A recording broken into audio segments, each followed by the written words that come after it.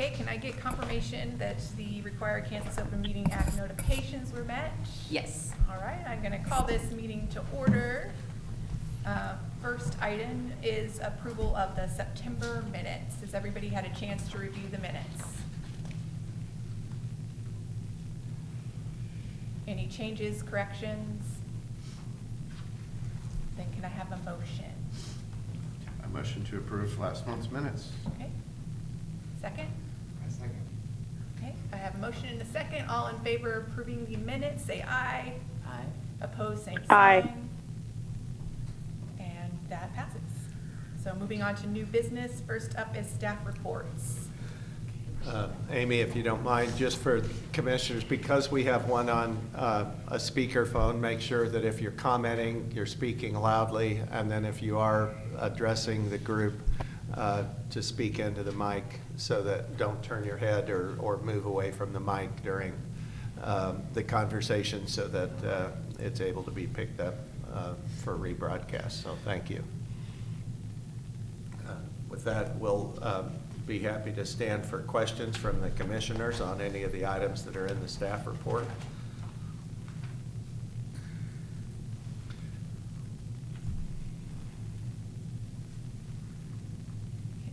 Any questions? Going once?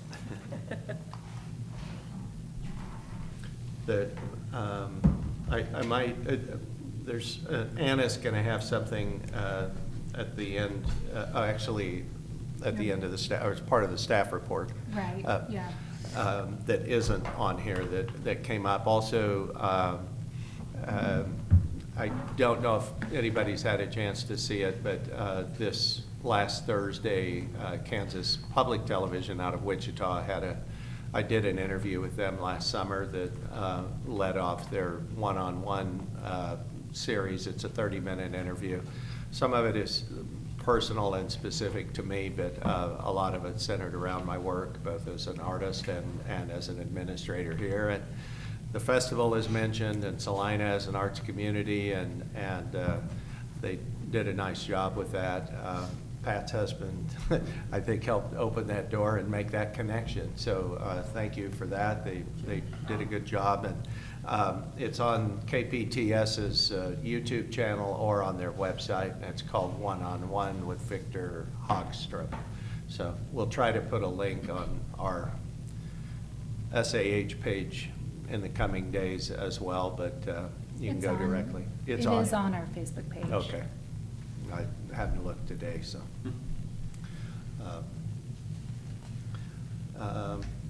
Okay, Anna had a additional item too. Yeah, so we are starting our Smoky Hill River Festival promotion a little early this year because this next year, 2026, is our 50th anniversary.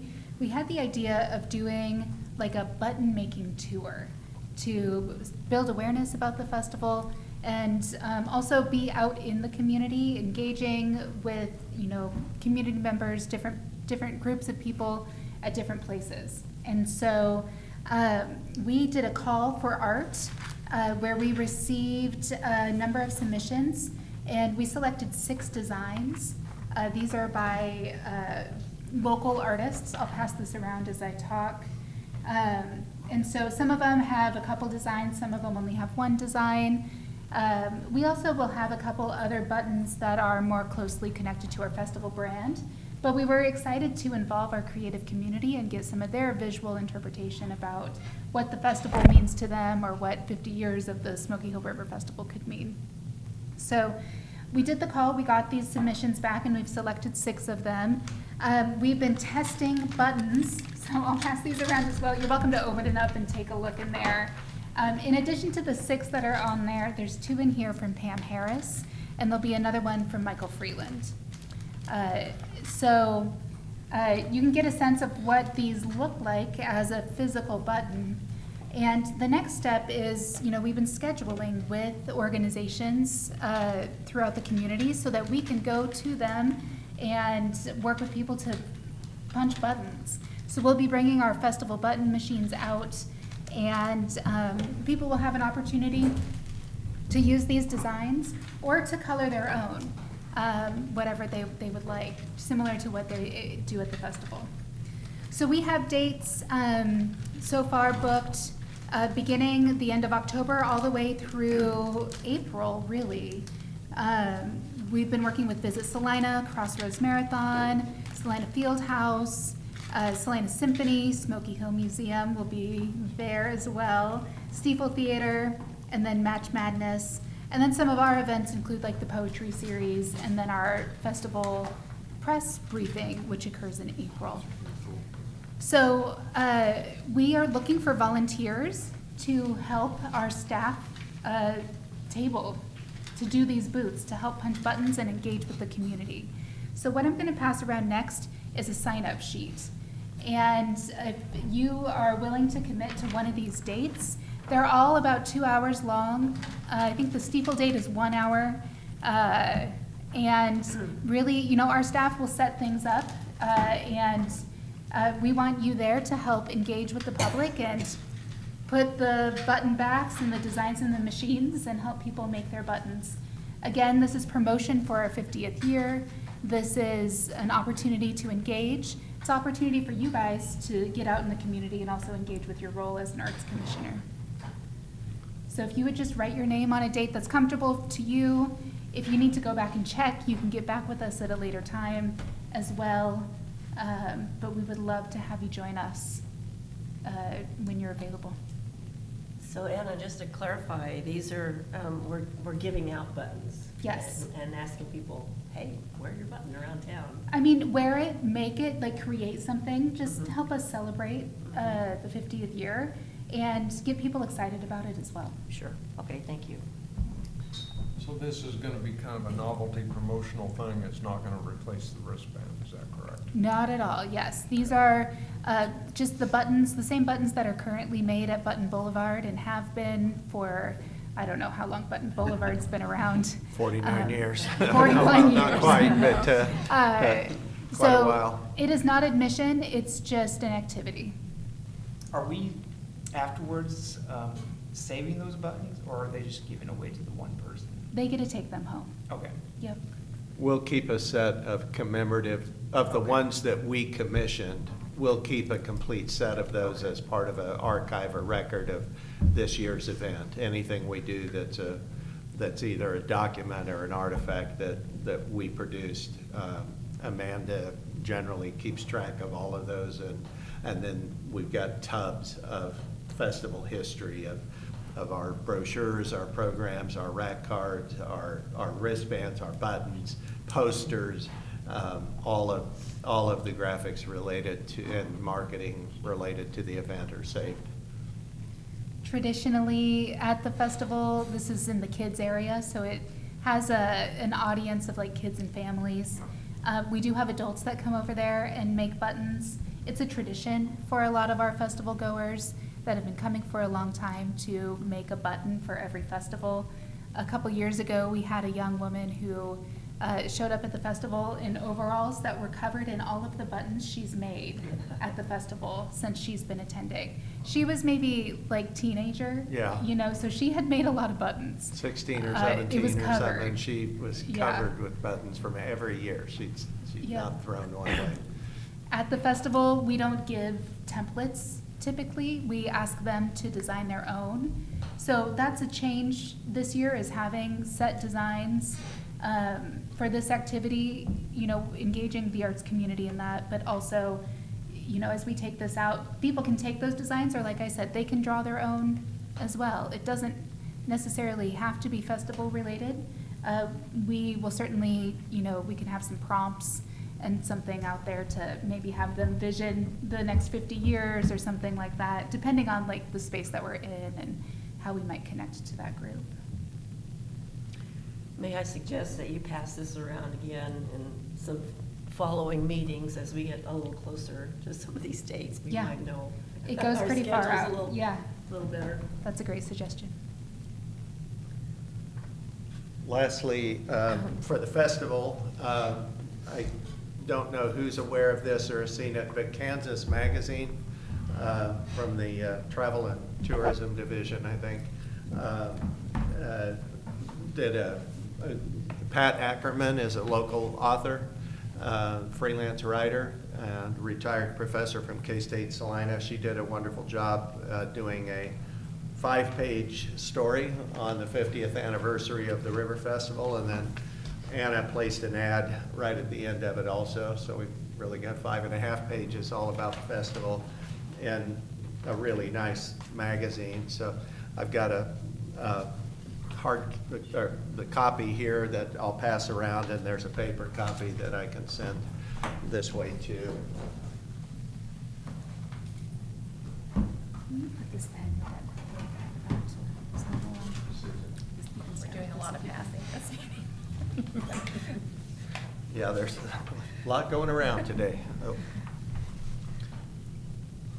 Hey, Brad, this is Megan. Can you hear me okay? Yep. Apologies if you said this and I missed it. That article, is it in the current issue? Current issue of Kansas Okay. Magazine. It was released in October. Yep, okay, got it. Thank you. Yep.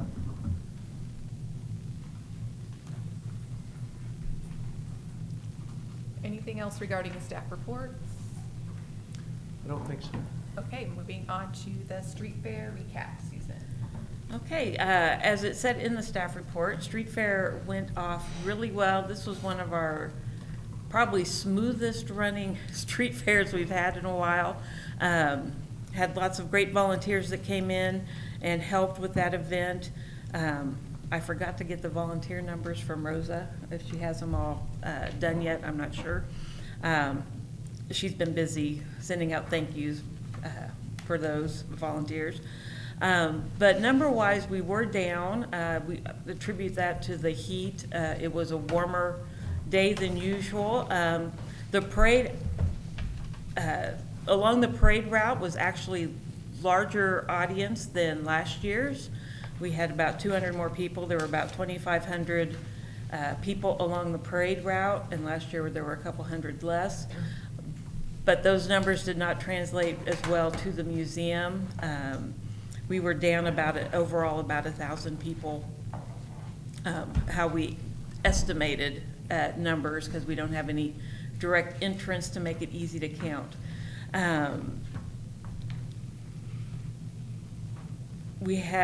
Last year we had a little over 1,100 actually come into the museum, and this year was only 976. So numbers were just down a little bit, I think, due to the heat.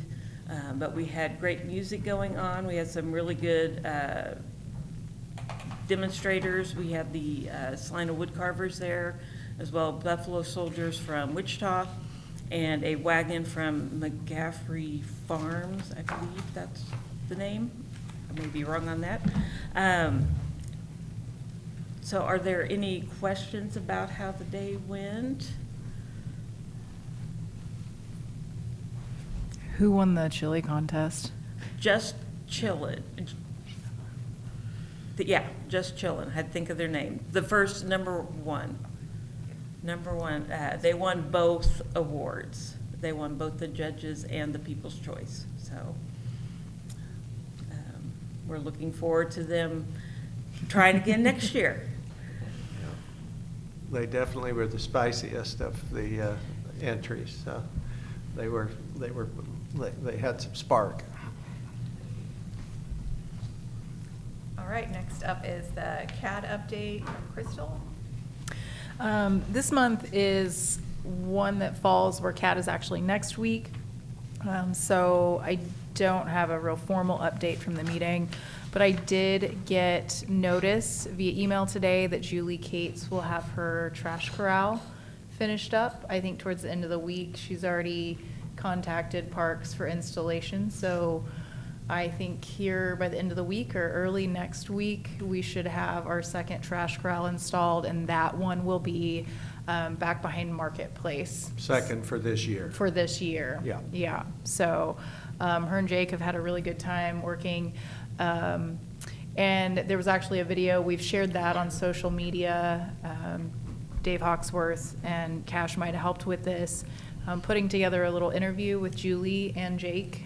Jake's 11, and he helped with the first trash corral. So it's just one of those really feel-good stories of collaboration. And for me, those are the things where engaging young people in the making of stuff. And that wasn't, it wasn't a prerequisite of like, you do this project and what's your community engagement. It's just one of those things that happens naturally and is just the really beautiful element that comes out of these projects. So Jake's taken a lot of ownership, and I think that felt really special. So a really nice video. If you guys haven't seen that, that is on our Arts and Humanities page, and I also shared it, I think, on our festival page. So it's, I don't know, just a feel-good story out there. So. Do you want to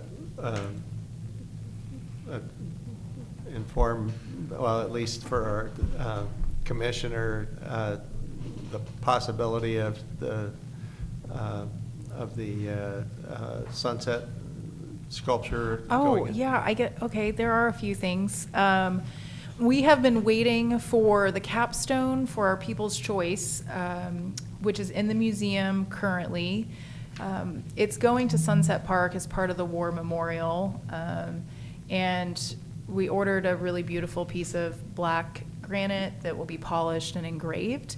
The base is poured, it's just a concrete block right now, but it should be on United States soil by the 20th, and then it'll get engraved. So we do anticipate, at least from Memorial Stone, anticipate that will be installed before Veterans Day. So I'll be keeping everybody posted. I think the engraving should go pretty quickly once it gets here, but it took a lot longer to get that granite here than I think we anticipated initially. So it'll be nice to finally get the People's Choice in place. So that was our 2024 sculpture.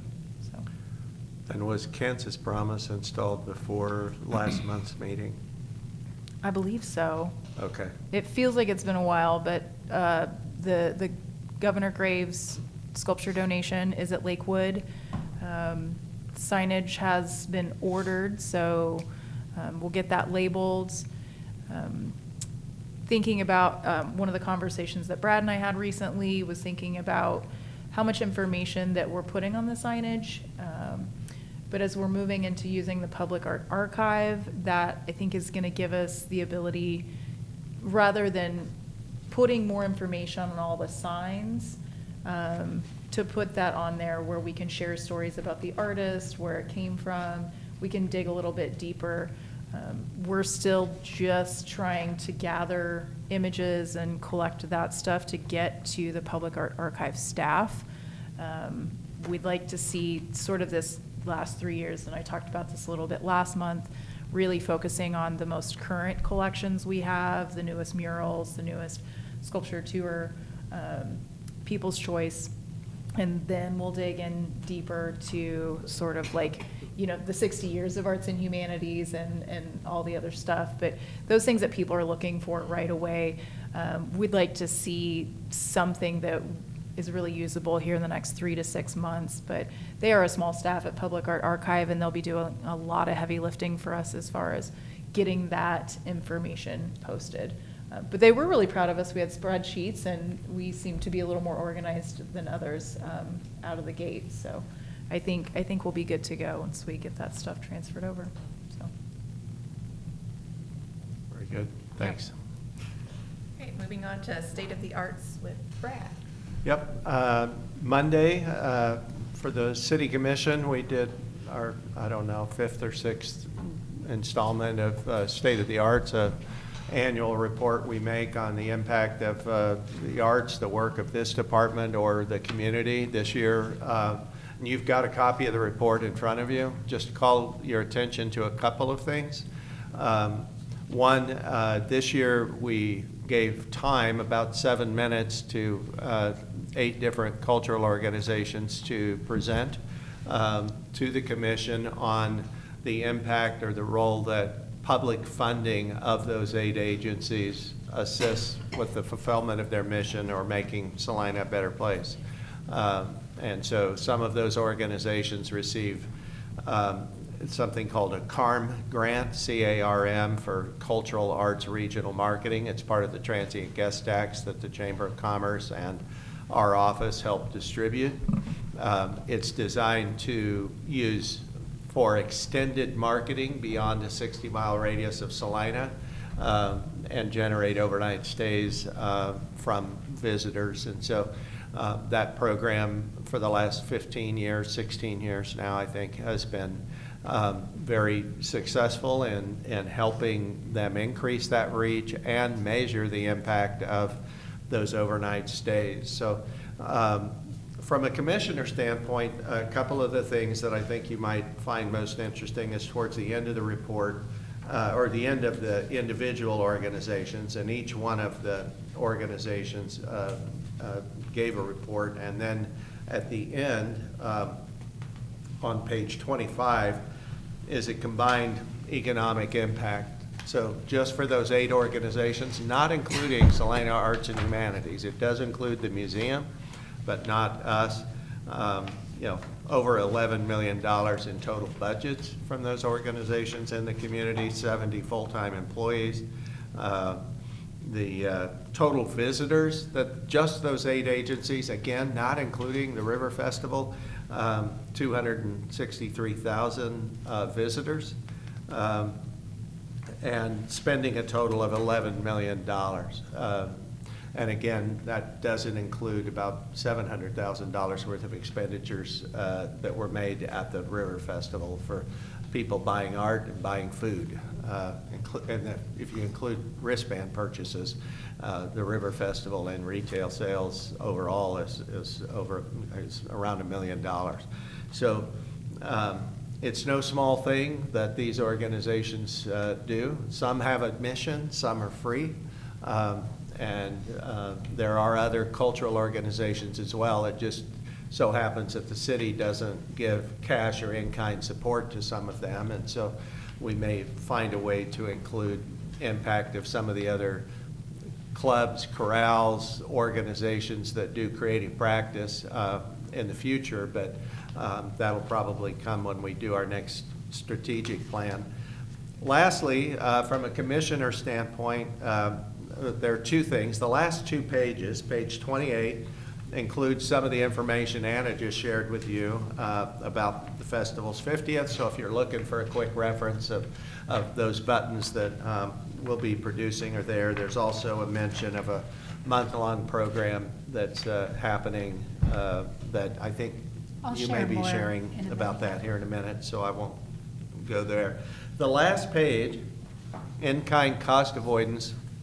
While Anna and I, with the office's support, are responsible for raising a total of about $400,000 in cash and in-kind contributions each year to support the River Festival and the Horizons Grant Program and other programming efforts that we have here. This gives a little bit of a breakdown of what kind of impact that has. So in cost avoidance, what that means is that we went through the list of all the people who donate something to us that isn't cash, and that has a direct impact on the city's bottom line, on our responsibility as a city department, because if we get a $100 hotel room, that's $100 the city doesn't have to write a check for, the festival doesn't have to earn. Media and marketing, getting $38,000 worth of in-kind support from media means our marketing message gets out more effectively at a lower cost than if we were a for-profit business or didn't get that charitable contribution. Places like Precision Electric that provide a full-time staff member the entire week of the River Festival to make sure that every food vendor, every artist, every piece of infrastructure in the park is operating safely and appropriately for electric service. That's an in-kind contribution that's made that if we had to pay for, it would be thousands of dollars each year. So, so that cost avoidance comes up to just under $200,000, $181,000 of cost savings. To put that in perspective, if we lost that and people just said, sorry, we're not donating our products and services, we'd have to basically double the entry fee for the festival. If we lost our volunteers, which are also on that page, that $112,000, it would go up another 80% or so. And so it's a substantial difference that this makes of helping keep things affordable, and reflects the level of responsibility that we take as a staff of being respectful of the limited budgets that we have, of taxpayer burden in helping support the city, and a reminder that our efforts, if we look at the bottom line on the previous page, on page 27, we finished $22,000 to the positive. But keep in mind, that's quite a bit of money to finish in the positive, and it's nice for the bottom line for the city to not have to subsidize our department or subsidize the festival beyond our salaries. But if we lost 10% of the in-kind contributions that we had, that profit is just about gone. That's how close that we are. So if we lost a bunch of hotel rooms, if we lost food, if we had new media partners that didn't want to play well with us, and we had to buy more advertising, it doesn't take long. So it sounds good on the surface, but know that it's really tight, and so we do our best to keep our heads above water here. So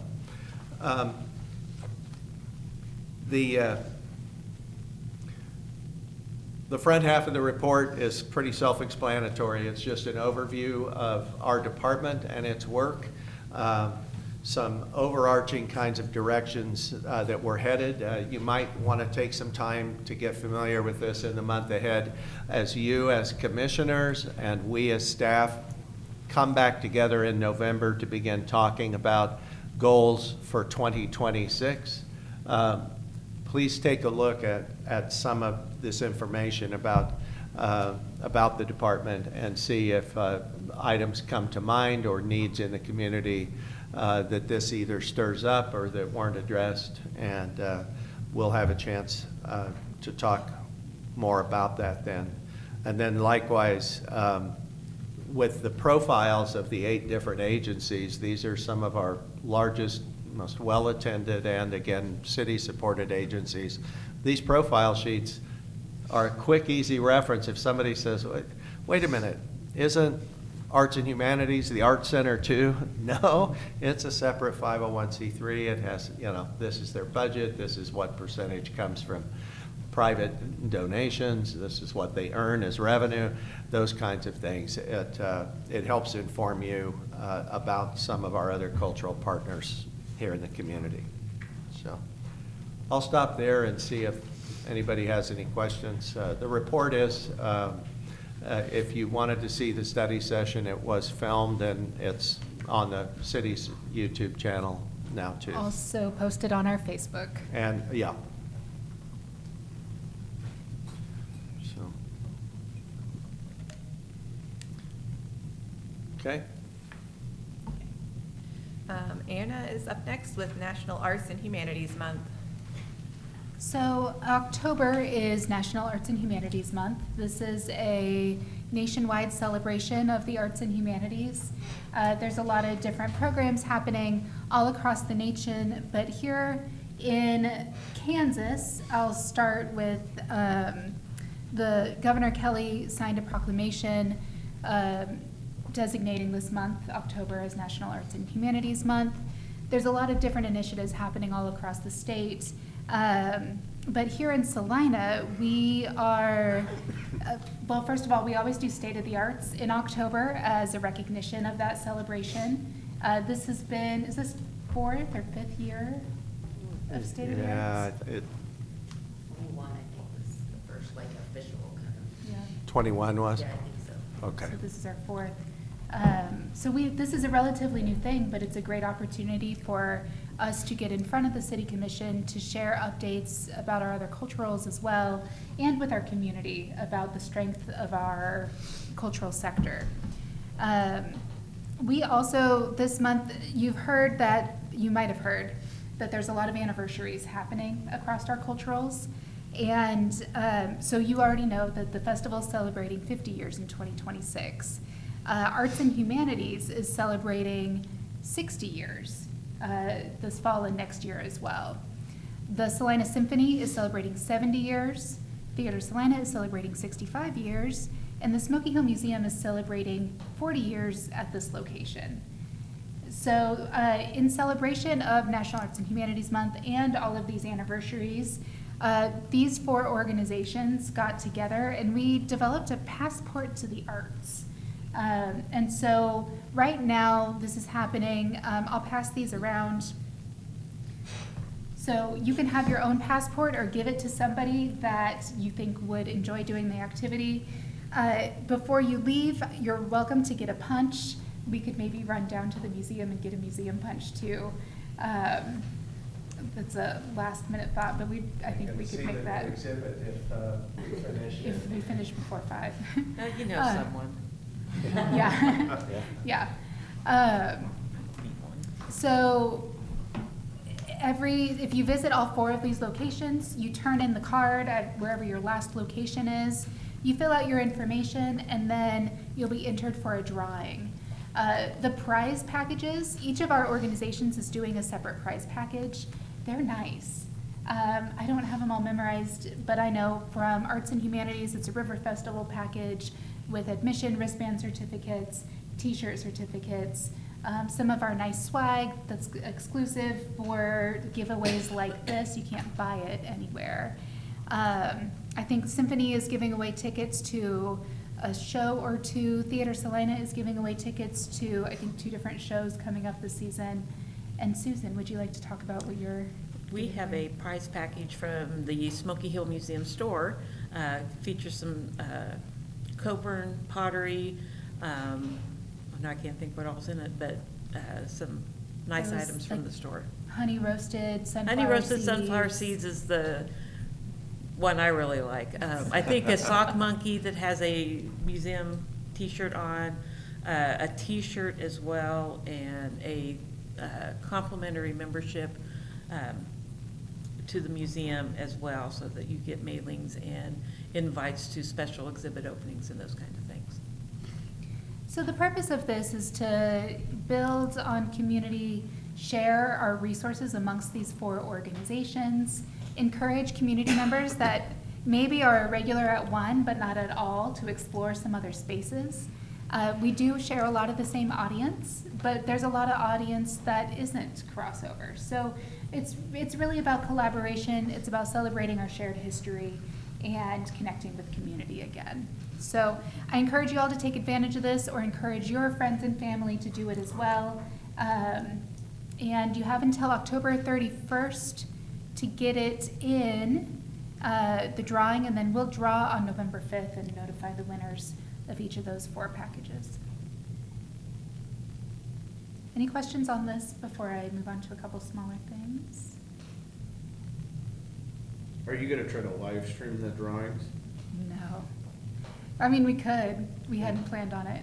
I think it'd be cool. Yeah. If we get enough participation, I'll do Yeah. that. Right now, nobody's turned in a full punch card. So I would like to see more participation from the community.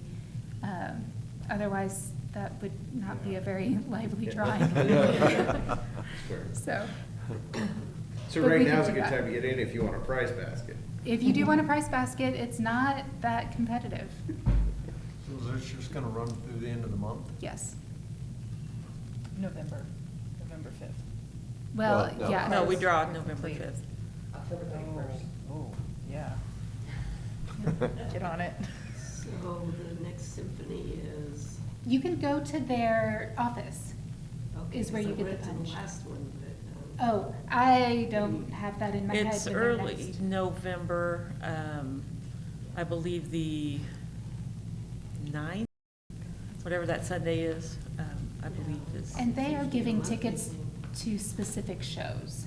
It's not any show that you get to choose. It's I think 2 tickets to the Harmony Games and one other show that they have coming up this season. But the Symphony's office, they're probably the least publicly accessible, just in like public knowledge, because they don't have a storefront or they don't have a box office. They have an office that's on the 2nd floor of the Stiefel Theater. So if you go through the office door on Santa Fe, there's stairs that just go up and you can find their space. It's well signed once you get in there. Yeah, that November 9th is the next symphony, and then the Christmas festival will be December 13th, so those are the next 2 months. In addition to the passport, these 4 organizations are also doing some shared social media promotion in celebration of anniversaries, so that'll continue through the next year. So we'll be working on some of that as it relates to like the festival's anniversary, and then sharing out some of these other organizations' celebrations as well, just to kind of build on those shared audiences some more.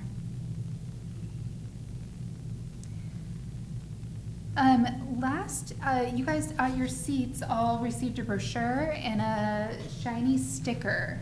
I didn't bring a sticker with me. There's more on the table. Good, good.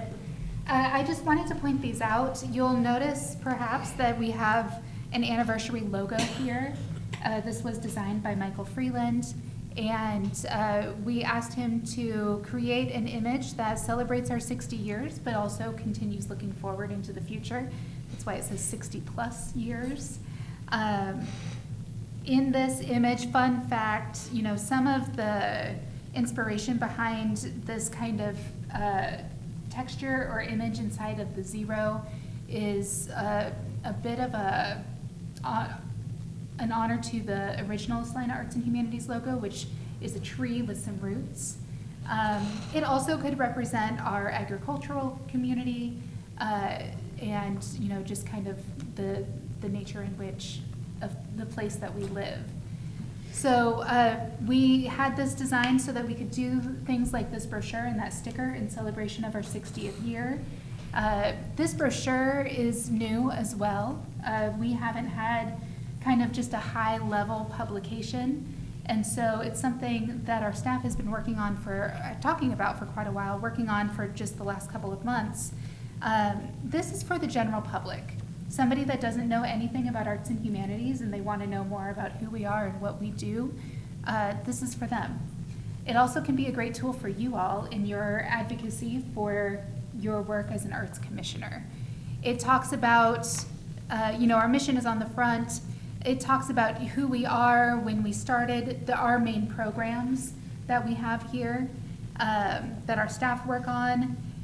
Resource partnership is a word that you'll hear us use. This defines it a little bit in a really easy to understand way.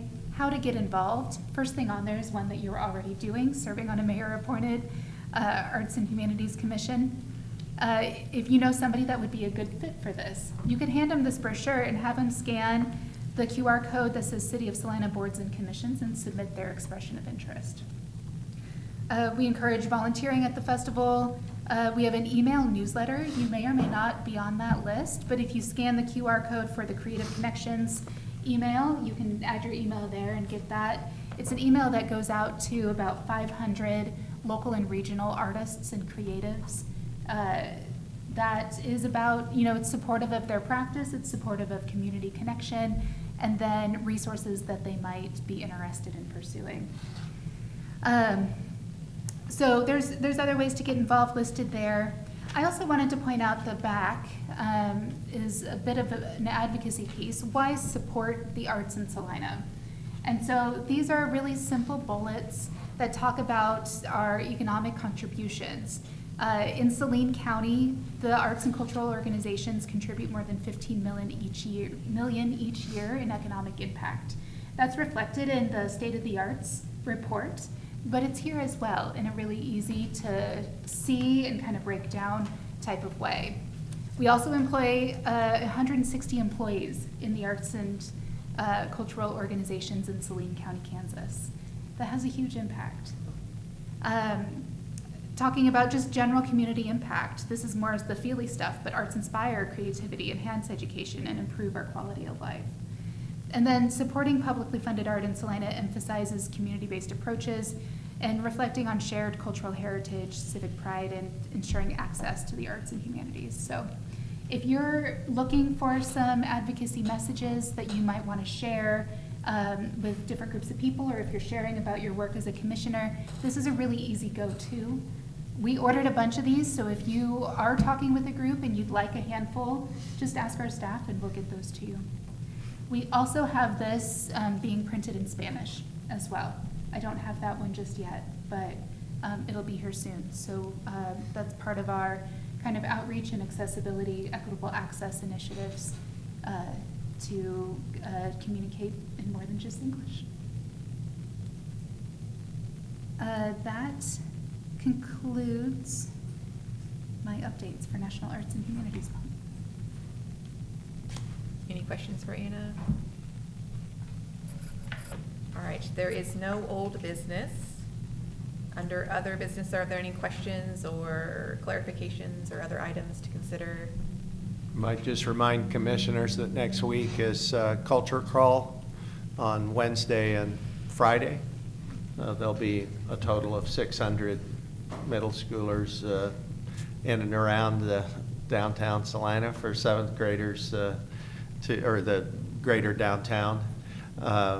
And also, it probably won't be till Monday or so, and I'll have to see how long Amanda needs to get it posted. But I'll be, this time of the year when Boom has just finished is when lots of people are saying, where can I go just to see all of the art in one place and not have to go to 4 websites or whatever to take it in.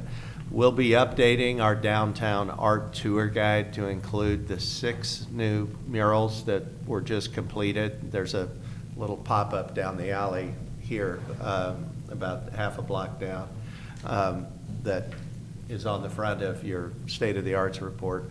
I'll be adding those to that PDF document to use, and it's prominently located on our homepage for salinaarts.com. So if you have people interested, wanting to know, we used excerpts of that last week when 7 visitors from Kansas and about every corner of the United States, travel bloggers, came to tour arts, culture, and architecture of downtown Salina.